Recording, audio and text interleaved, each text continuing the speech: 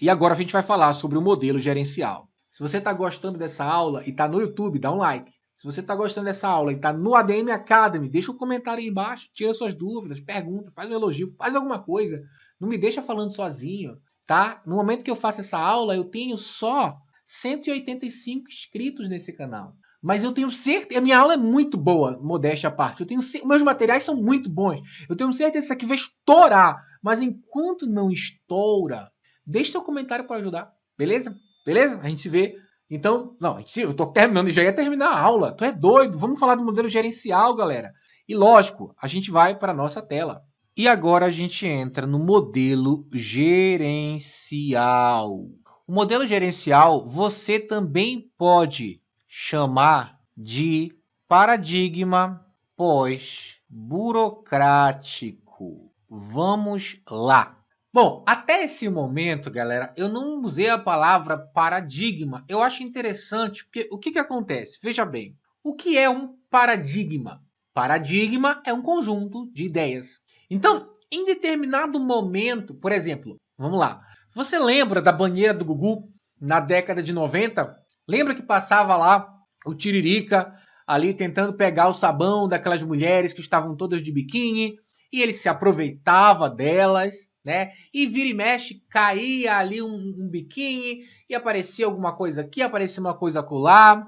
Você lembra do Jean-Claude Van Damme, quando ele foi no Gugu e ele ficou lá excitado com a Gretchen? Você lembra disso? Você lembra que tudo isso aconteceu num domingo em horário nobre? Num domingo onde tem criança assistindo? Você lembra disso? O que isso tem a ver, professor? Bom, de acordo com as ideias da época, de acordo com a maneira como se pensava naquela época, de acordo com o paradigma da época, aquilo era normal. Eu lembro, eu era criança, eu lembro que a gente olhava aquilo, mas não via nada demais.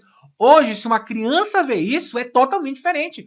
Hoje, se a gente como pai, eu sou pai, se a gente como filho, se a gente como mãe, se a gente vê isso, é outra situação. Isso dá problemática. Por quê? Porque as ideias de hoje são diferentes.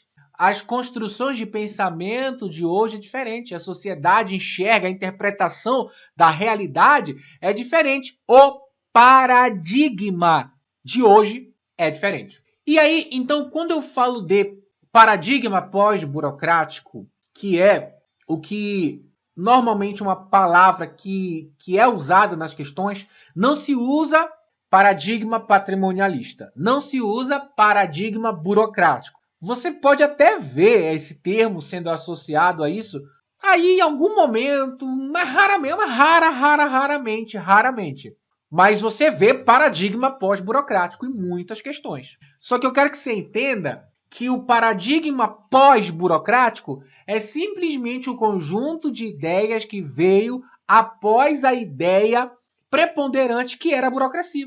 Então, lá na época colonial, você tinha um paradigma patrimonialista.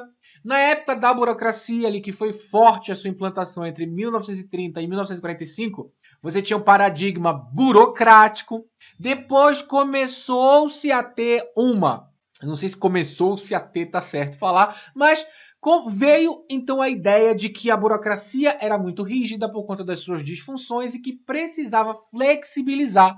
Então, depois que a burocracia perdeu sua força, após a burocracia, pós-burocracia, vem um novo conjunto de ideias, um novo conjunto de pensamento, de interpretação dos modelos de administração pública, que foi chamado de paradigma pós-burocrático. E aí, gente, eu não quero entrar nesse método. Algumas pessoas que entendem mais do assunto, que estudaram mais a fundo o assunto, vão criar diferenciações entre paradigma pós-burocrático, administração gerencial, nova gestão pública.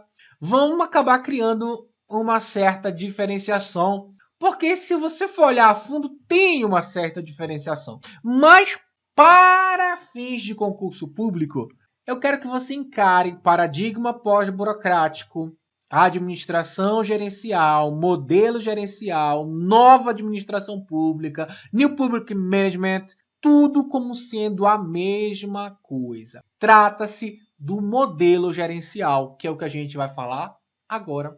O modelo gerencial, então, é uma nova forma de enxergar a administração pública, tentando se desvencilhar das amarras da burocracia, tentando focar em resultados. Agora que eu introduzi o assunto para você, vamos para a tela. Então você já sabe que o modelo gerencial, ele também, vou levantar aqui para cima, escrevi aqui introdução, certo? Ele também vai ser conhecido como nova gestão pública, o NGP, ou se você quiser colocar isso aqui em inglês, New Public Management. E isso aqui, essa nova gestão pública, ela vai ser uma evolução, tá? Uma evolução, eu vou escrever isso aqui, ó, evolução significativa na administração pública. Por que evolução significativa? Porque a gente saiu do patrimonialismo, um jeito arcaico de enxergar as coisas, passou pela burocracia, um jeito rígido de enxergar as coisas, e agora a gente está num jeito que precisa ser mais rápido, precisa focar em resultado, precisa ser mais flexível, mais descentralizado, porque a gente está passando por um período histórico de globalização, neoliberalismo, mercado forte, precisa de resposta mais rápida, administração pública, então não pode ser lenta. Então, essa ideia de administração pública gerencial é para revoluir, é para revolucionar. É uma evolução significativa na maneira de gerir o bem público. Vamos lá. E, gente, no Brasil, vou colocar aqui, ó, no Brasil, isso aconteceu ali a partir da década de 90, que é quando a gente vai ter a reforma do aparelho do Estado. Aí tem toda a questão do Bresser Pereira, aquela coisa toda que a gente não fala nessa aula de maneira aprofundada, porque isso trata-se da aula de evolução da administração pública no Brasil. Professor, toda hora você fala sobre essa tal evolução da administração pública no Brasil. Deixa eu te explicar uma coisa. Eu poderia dar essa aula de modelos patrimonialista, burocrático, gerencial, dentro da aula evolução da administração pública no Brasil. Poderia dar. Poderia começar a falar todo o contexto histórico e como as coisas foram acontecendo e inserindo os conceitos de patrimonialismo, burocracia, gerencialismo dentro da matéria. Eu falaria tudo que eu estou falando aqui, só que já dentro da matéria de evolução. Porque nessa matéria a gente fala sobre as reformas, a gente fala sobre um pouco mais sobre o histórico, a gente vai falar sobre a Constituição de 88, retrocesso, a gente já fala um monte de coisa. E eu poderia inserir esse contexto, assim como já fiz em outro momento, em aulas presenciais que eu dei, coloquei tudo junto para ser mais rápido, até porque no presencial eu preciso ser mais rápido. Só que o que acontece, galera? A forma mais didática de te ensinar é primeiro te fazer entender quais são os modelos, quais são as características dele. Porque aí depois, quando eu for falar de evolução da administração pública no Brasil, que é uma outra aula, eu não preciso explicar mais nada. Eu só preciso te fazer lembrar. Eu não preciso detalhar nada. Entende? Então, baseado nisso, eu só cito algumas coisas aqui de datas, porque faz parte da outra matéria. Entendeu? Então, beleza. Então, sabendo isso agora, vamos lá. A administração pública gerencial surgiu como resposta ao modelo burocrático. Entenda, assim como a administração pública burocrática, o modelo burocrático, surgiu como resposta ao patrimonialismo, o modelo gerencial surgiu como resposta à burocracia. Por quê? Porque se a gente for olhar, por que a burocracia nasceu? Por conta das práticas patrimonialistas, de ter aquela confusão do que era público e privado, do rei usar o seu poder, o Estado como uma extensão do seu poder, pessoas ali sendo colocadas no serviço público de qualquer maneira, sem profissionalização, sem capacitação. Aí a burocracia surgiu. Só que a burocracia, ela trouxe outro problema, que foi o excesso, o rigor formal das coisas, o excesso de formar aquelas disfunções que a gente falou agora. Então, tudo se tornou lento. E aí surgiu o gerencialismo como resposta a essa lentidão da burocracia, para tentar fazer as coisas ser mais eficiente, mais rápida. Por quê? Porque o mercado já estava pedindo isso, porque o contexto histórico estava pedindo isso, assim como a gente vai ver já já. O gerencialismo surgiu no seguinte contexto, galera. Num contexto de crise fiscal. num contexto de ineficiência.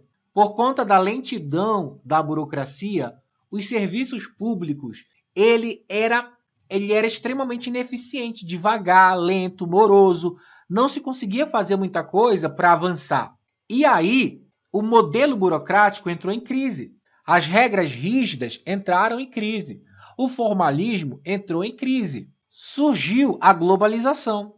Empresas começaram a não ser apenas locais, mas globais. Abertura econômica, bolsa de valores, aquela coisa toda fervendo, foi pedindo uma nova forma de administrar. Ou seja, houve uma mudança de paradigma. Havia uma pressão por serviços públicos de qualidade. Havia uma pressão por qualidade na administração pública. Você entendeu? Burocracia, rigidez demais, ineficiência demais. O mundo está mudando. Uma empresa que é local agora passa a ser global. Práticas de mercados que afetavam somente uma localidade agora passam a afetar o mundo inteiro. Pede-se mais velocidade na administração pública. Muda-se a ideia, o conjunto de ideias daquela época, a interpretação da realidade, o paradigma. Isso pede uma nova gestão pública. A nova gestão pública, New Public Management. E aí entra o gerencialismo, com as suas características que a gente vai falar agora. Tá para cá e escrever características. Caraca, você já entende, né? E aí eu preciso citar 8 características. 1, 2, 3, 4, 5, 6, 7, 8. Primeiro, agora existe o foco no cidadão cliente. O cidadão agora, ele não é só um cara que está por aí. Ele agora, ele é visto como um cliente. Ele não é só uma pessoa que faz parte do povo, da população, não. Ele é um cliente, ele é uma pessoa que consome serviços públicos. Essa maneira de olhar para ele é uma maneira característica da administração privada. A privada é quem tem cliente. A gestão privada tem essa prática de sempre tentar fazer o melhor para o seu cliente. Então, trouxe, eu acho que eu estou falando errado esse bagulho de trouxe-se. Que negócio de trouxe-se? Então, veio para... Gente, perdoe o meu palavreado, é que eu sou muito simples, tá? Então, às vezes, eu sou tão simples que as minhas aulas se tornam simples. Porque eu uso palavras muito simples, muito do povo assim, tá bom? Então, se eu falar alguma coisa errada, ignora. Eu sei que para um instrutor é importante ser polido, ser educado, ser culto. Mas se eu falar alguma besteira, ignora, tá bom? Então, o que acontece? Foco no cidadão cliente agora. O cliente, o cidadão, ele é visto como um cliente. Ponto. Primeiro ponto. Vamos lá. Segundo, ênfase em resultados. Diferente do modelo burocrático, que o foco era em si mesmo, lembra que eu falei que era autorreferenciado? O modelo gerencial não tem foco em si mesmo. O modelo gerencial tem foco no resultado. Tanto que a gente fala que ele prioriza o controle a posteriori. Daqui a pouco eu falo disso. Porque o resultado só vem no final. Então, eu só vou ver se alguma coisa deu certo olhando para o resultado e não olhando para o meio. Diferente da administração pública burocrática, que a gente diz que o controle é a priori. Por quê? Porque ela é focada em si mesma, focada nos meios, nos procedimentos. Então, aqui, como o foco é resultado, você vai ter o quê? A avaliação de desempenho, você vai ter indicadores, você vai ter ferramentas de gestão, da gestão privada, que vai ser trazida para a gestão pública. Você vai ter contratos de gestão, etc. É tipo assim, agora a administração pública tem meta. Vamos reformar 10 escolas esse ano. É uma meta. Antes não tinha isso, beleza? Vamos lá. Descentralização e autonomia. Se você não sabe o que é centralização e descentralização, eu te peço para ver a nossa aula de Fundamentos da Administração. A gente tem um curso completo de Fundamentos da Administração que fala todos esses conceitos básicos e você pode ver lá se você não tiver dúvida. Mas entenda, a burocracia era centralizada porque concentrava o poder em poucas pessoas. Já a administração pública gerencial, ela quer pegar o poder e descentralizar, transferir para mais pessoas. Então, a gente tem aqui a ideia de autonomia. Quer dizer, lembra daquela ideia do chefe? O chefe que faz tudo, agora o chefe não faz tudo, o chefe delega. Então, dentro do setor público, vai ter essa maior delegação e as pessoas que estão ali cuidando das tarefas vão ter mais autonomia para fazer o que precisa ser feito. Além disso, também tem a descentralização política. Quer dizer, muita coisa que estava, digamos, na mão da União passa então para os estados. Muita coisa que estava na mão dos estados passa para os municípios. É a descentralização política. Beleza? Vamos lá.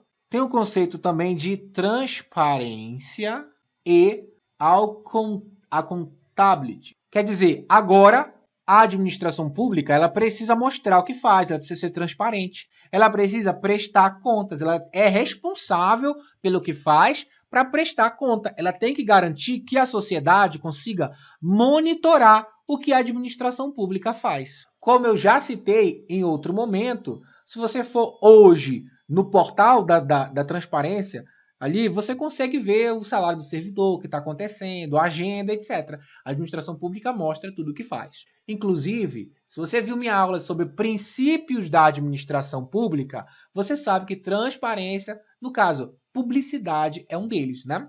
Adoção de práticas do setor privado. Então, a administração pública vai incorporar algumas práticas. Por exemplo, terceirização. É muito comum que as empresas elas contratem outras empresas para prestar certos serviços. Isso não existia antes na administração pública, mas foi incorporado pelo modelo ali gerencial. Então, por exemplo, um órgão público, ao invés de ter seus próprios servidores públicos para limpar o órgão, podem contratar uma empresa terceirizada.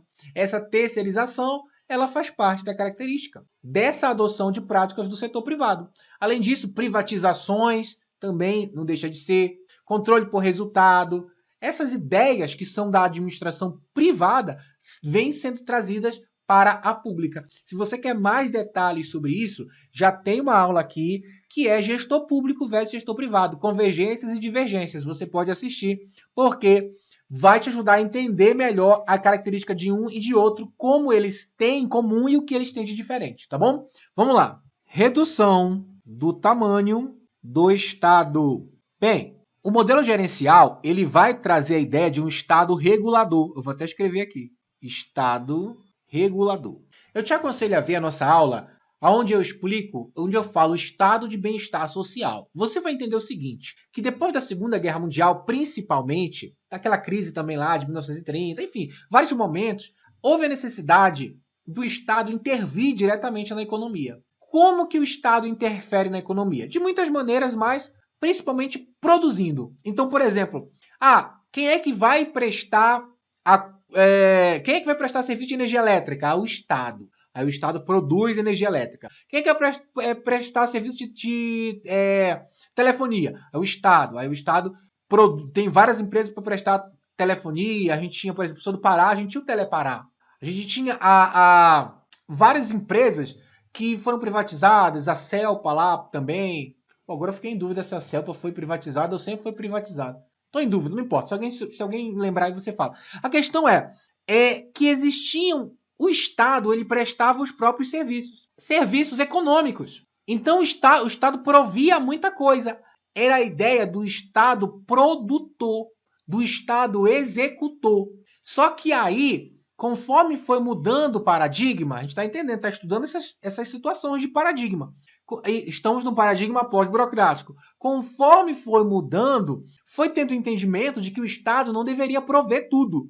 O Estado não deveria prover a 100% educação, saúde, previdência social, assistência social. O Estado não deveria produzir em todas as empresas, ele não deveria atuar fortemente na economia. O Estado de bem-estar social atuava fortemente na economia. Então, para isso, o Estado precisava ser grande, precisava ter muitos órgãos, muitas empresas, muitos serviços, precisava ser enorme. Isso dava muito gasto, o Estado tinha que manter muita coisa, precisava de muito dinheiro, certo? Aí, o que acontece? Muda-se essa ideia e agora a gente tem a ideia do Estado regulador. É o Estado que ele não produz, ele não executa, ele não interfere direto na economia. Por quê? Porque quem faz isso são as empresas, ele só regula o que essas empresas estão fazendo, ele fica de olho, ele fica controlando o que essas empresas estão fazendo. Então a ideia da administração gerencial traz essa ideia de redução do Estado, porque se as empresas, se o Estado agora não produz, ele vai tirar isso da sua mão e vai jogar para uma empresa. Então se eu jogo para a iniciativa privada algo que o Estado faz, eu tiro, diminuo o tamanho do Estado. Se eu jogo outra coisa, eu diminuo o tamanho do Estado. Por quê? Porque sai órgãos, sai agentes, sai e diminui os gastos, certo? E aí vai para a mão da iniciativa privada. Então essa redução do Estado também é uma característica da administração gerencial. Vamos lá.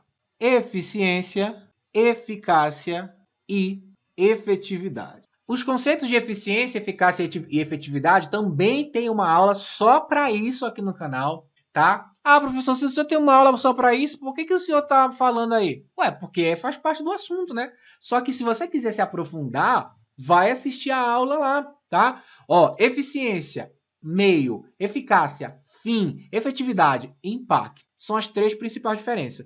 Se eu faço algo de forma eficiente, eu faço algo gastando menos tempo, menos recursos, menos pessoas. Eu faço algo de maneira otimizada, eu evito desperdício. Se eu faço algo de maneira eficaz, significa que eu consegui atingir o fim que eu queria. Eu sou eficaz quando eu finalmente consigo alcançar o resultado.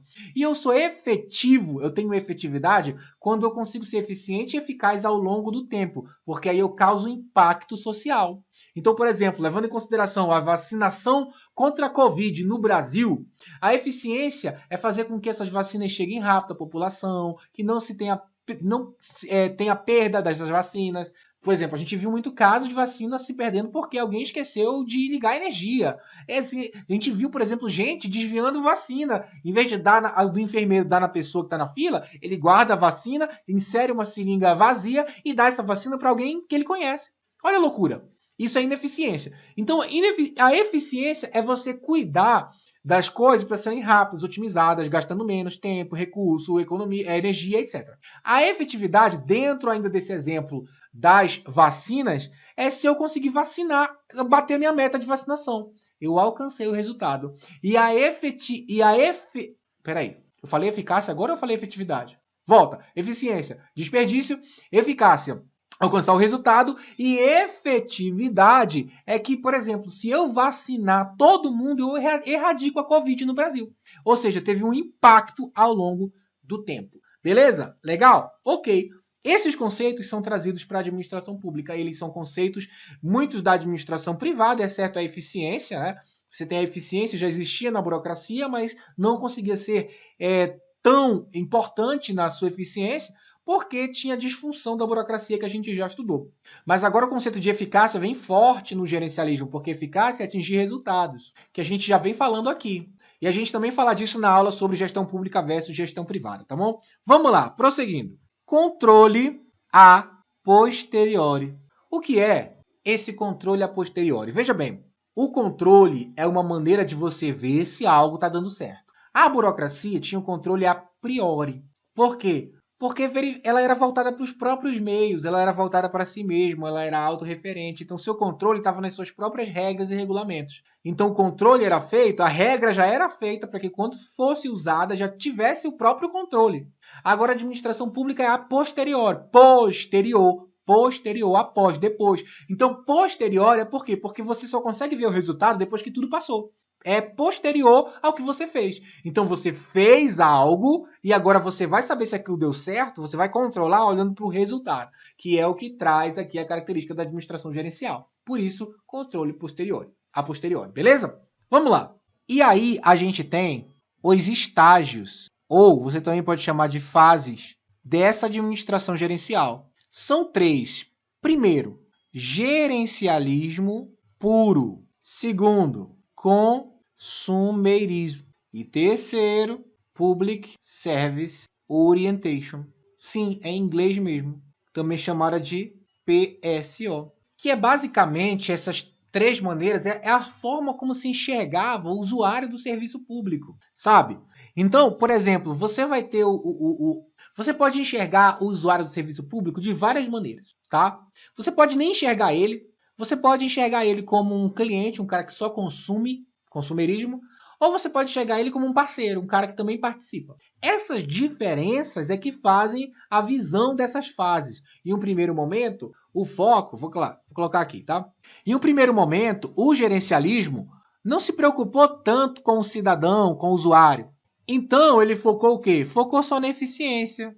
Ah, bora ser eficiente. Ah, vamos fazer tudo com menos custo, reduzir custo. Ah, vamos trazer práticas da gestão privada.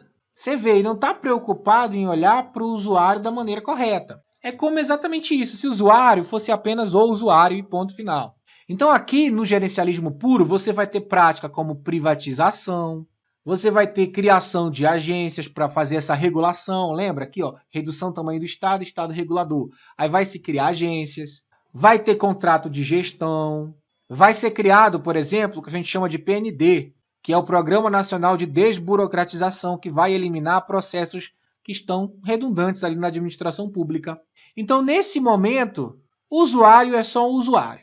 Mas nesse momento aqui, consumerismo, nesse segundo momento, o usuário ele passa a ser visto como um consumidor. Ou seja, esse cara consome o serviço. Esse cara ele tem direito a ter um serviço de qualidade. Por quê? Porque ele é um consumidor. Direito à qualidade. Esse cara tem o direito a usufruir dessa eficiência. Então aqui você vai ter a criação de serviços de atendimento ao consumidor. Você vai ter a criação, por exemplo, do cartão do SUS. Aí tem a lei de acesso à informação. Lá em São Paulo você tem um programa Poupa Tempo. Tudo para fazer o quê? Para dar um serviço de maior qualidade ao usuário do serviço público. Então aqui o usuário era só um usuário. Aqui ele é um consumidor. Ele é um cliente. Aliás, não vamos usar essa palavra cliente, tá? Vamos usar a palavra consumidor.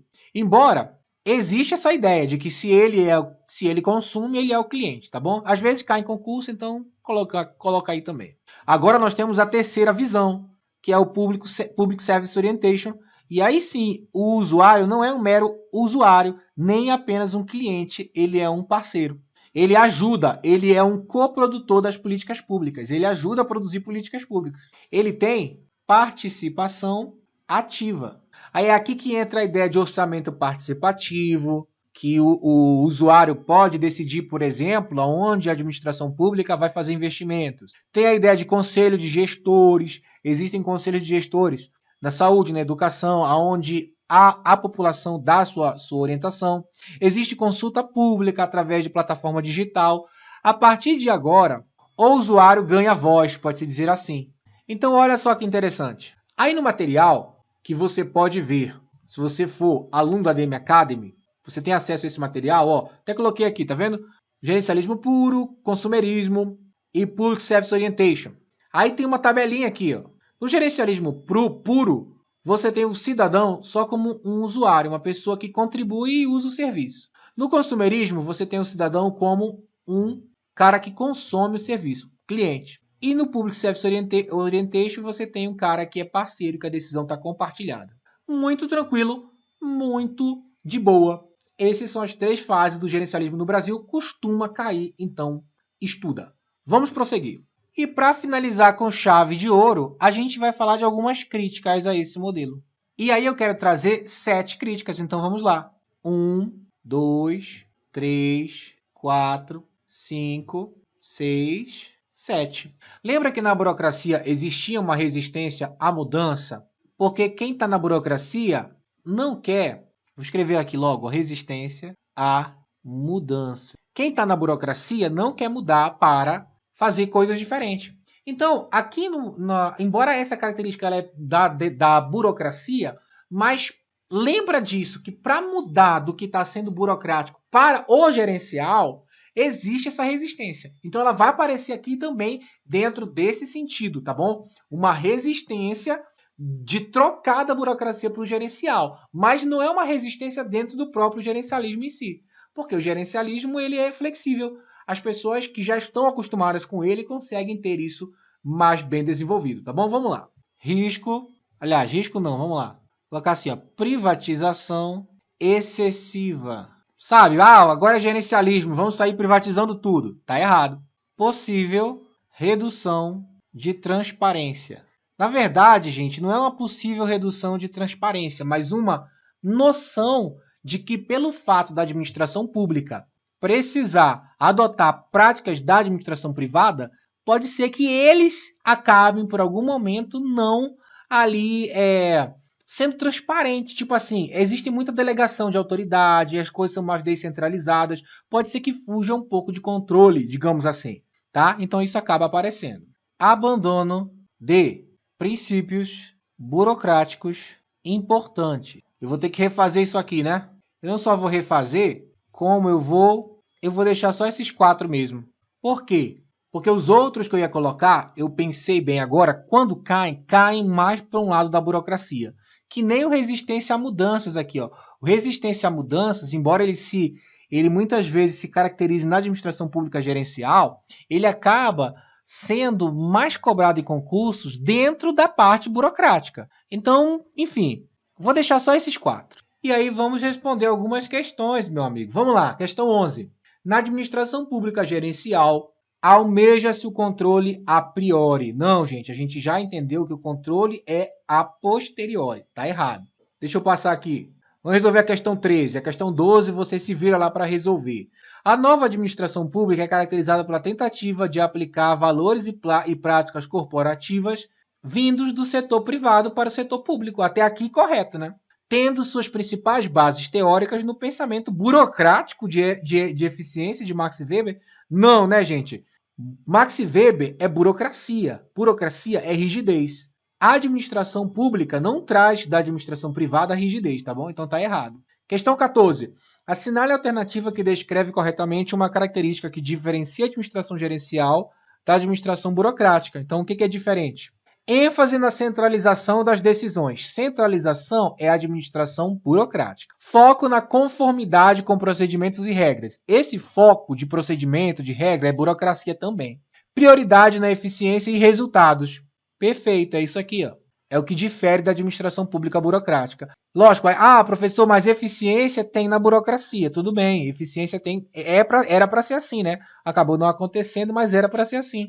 Só que quando a gente olha a alternativa como um todo, eficiência e resultados, isso aqui é foco total da administração gerencial.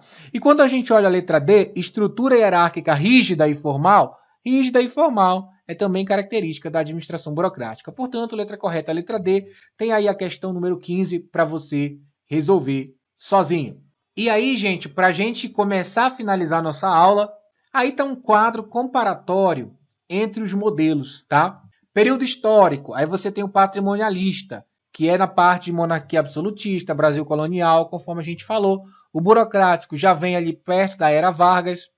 O gerencial já é a partir da reforma do Estado. Embora, quando a gente estudar a evolução da administração pública no Brasil, você vai ver que em 1967 teve o decreto número 200 de 67, que é caracterizado como uma reforma também, né? Como um primeiro momento da administração gerencial no país.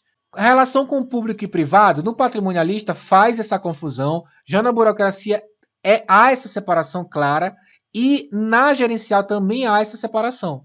No patrimonialismo, o poder é pessoal ou clientelista, ou seja, o poder é do próprio rei ou é em troca de favores.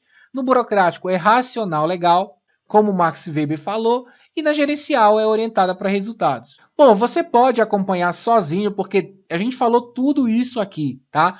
A gente falou tudo isso, aqui o controle, ó. Lá no patrimonialismo não existe controle, tá? É ausente ou é arbitrário, ou seja, a decisão do governante. Já no burocrático é a priori, como a gente falou, e lá no gerencial é a posteriori, tá bom? E aí, vamos fazer umas questões? Eu coloquei algumas pegadinhas comuns em concursos, como, por exemplo, confundir os modelos, dizer que uma característica é de um, mas é de outro. Ou atribuir características modernas ao patrimonialismo. Patrimonialismo não tem característica moderna, simplesmente porque patrimonialismo é do passado. Generalizar resquícios patrimonialistas, quer dizer, é dizer que o patrimonialismo foi totalmente erradicado, superado. Isso não é verdade. A gente tem resquícios até hoje. Ele diz que a burocracia é flexível. Se falar isso também está errado. A burocracia não é flexível, a burocracia não é adaptável. Ele também costuma muito misturar o modelo burocrático com o gerencial. E tem outras pegadinhas aí. Vamos responder essa questão. Questão número 16. Ao longo da história da administração pública brasileira, 3 modelos principais foram predominantes: patrimonialista, burocrático e gerencial. Até aqui, nada demais. Considerando as características desses modelos, assinale a alternativa correta. O modelo patrimonialista busca a separação entre público e privado. Já sabe que está errado. B. A administração pública burocrática é marcada pela informalidade, ou até parece. A burocracia é justamente marcada pela formalidade, tanto que até tem o excesso dela, né? Então também está errado. O modelo gerencial introduziu o foco em resultados, beleza. A descentralização, beleza. E a avaliação de desempenho como critério de gestão, beleza, perfeito. Resposta letra C. Vamos olhar as outras alternativas para desencargo de consciência. O modelo burocrático foi substituído pelo gerencial sem qualquer resquício? Não, né, gente? Hoje a gente tem um modelo gerencial, mas você ainda, por exemplo, precisa prestar concurso para entrar na administração pública. Isso é resquício da burocracia. Você precisa ser um profissional, você precisa ter mérito. Isso é resquício da burocracia. Hoje ainda tem burocracia. Você ainda tem papelada, ainda tem rigor, ainda tem. Só que está se transformando para um rigor técnico. Inclusive, todos esses 3 modelos, patrimonialista, gerencial e burocrático, eles continuam vivendo no país. Eles continuam em uso no país. Todos os 3. É lógico que o patrimonialista não é usado na legalidade, né? Mas ele existe, ele tem lá, tá? Tem resquícios disso. Ele ainda existe, beleza? O modelo patrimonialista permanece como paradigma vigente no Brasil. Não, né, gente? O patrimonialismo já não é o paradigma vigente. O paradigma vigente é o paradigma gerencial, pós-burocrático, como a gente falou. Tem a questão número 17 para você responder. Tem a questão número 18 que a gente responde. Vamos lá. Os modelos teóricos da administração pública são modelo gerencial? Certo. Modelo patrimonialista? Certo. Modelo burocrático? Certo. É correto que se afirma em 1, 2 e 3, letra E. Beleza? E aí, a número 19 você faz sozinha também, tá bom? E a 20 também. Lembrando que, olha só, aqui ó, tem o gabarito, galera, das questões para você poder responder, tá bom? E se você quer esse material, você tem que se matricular no ADM Academy, que é a minha área de membros. Vem ser meu aluno do ADM Academy, vem fazer parte. As minhas aulas lá são ótimas, você encontra lá todo o material, você vai encontrar lá muito exercício disso aqui, tá bom? Muito exercício bacana, muito exercício legal. Além desses que estão nesse material, eu vou colocar outros, como eu falei no começo do vídeo. Eu espero que você tenha gostado muito, que você se torne meu aluno, que você, se não se tornar, dá um like, comenta, faz alguma coisa para a gente poder espalhar essas aulas de qualidade para todo o Brasil. A gente se vê numa próxima aula.